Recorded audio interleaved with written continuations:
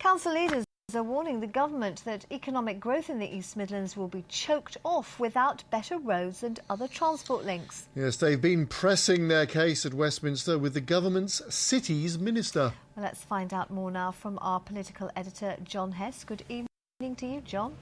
Good evening, Anne and Dominic. You know, the region's local government leaders often think that the region loses out when it comes to these big infrastructure projects, and that's why they came to Westminster today, to bend the ear of local MPs and government ministers. This and industries such as those that will determine the course of this recovery. The new governor of the Bank of England, Mark Carney, needed little persuading. He described the East Midlands as the bellwether of the UK economy. We have the highest proportion of people working in manufacturing than any other English region.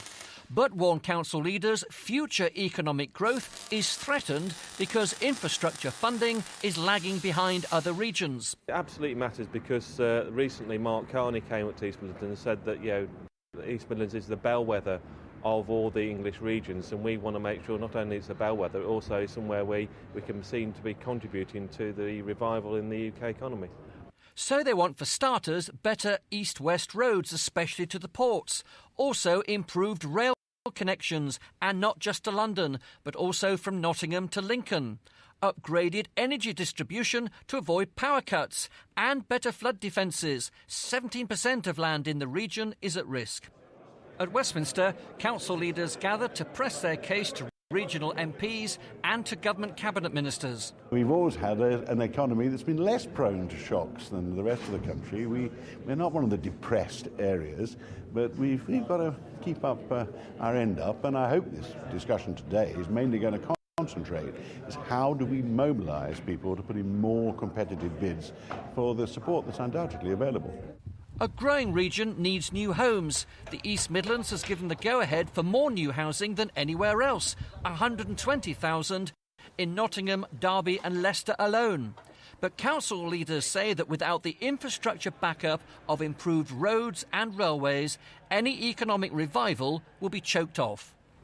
Well, joining me now is Cllr Jon Collins, who's the leader of Nottingham City Council, but is also the chairman of East Midlands Councils. That's the organisation that lobbies on behalf of the region's local government. Jon Collins, what evidence is there that the East Midlands historically has lost out on some of this big funding?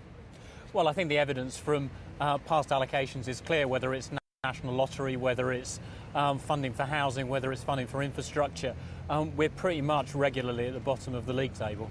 So you had the chance to buttonhole Greg Clark, the government cities minister. What did he have to tell you and your colleagues? Well, Greg's message is clear, and that is that we need to recognise the strength of the East Midlands and, transport infrastructure, manufacturing, recognise those strengths and build on those, and then have a small number of us across the region to go to government with. Now, whether that's through city deals or whether it's for particular infrastructure projects or support for particular sectors of the economy, a small number of us, and articulate those strongly and loudly with our MPs. There was very strong cross-party support today, wasn't there? Is that going to be enough to persuade the government? I think it's a start. If we're clear about what we're asking for, we've got the support of our MPs and we've got the backing of local business, I'm confident that we can get that message across, and I'm sure that then will be reflected in our success in drawing funding to the region. OK, Jon Collins, thank you very much indeed. And you never know, we might get a hint as to whether this lobbying has succeeded or not in the Chancellor's spring budget.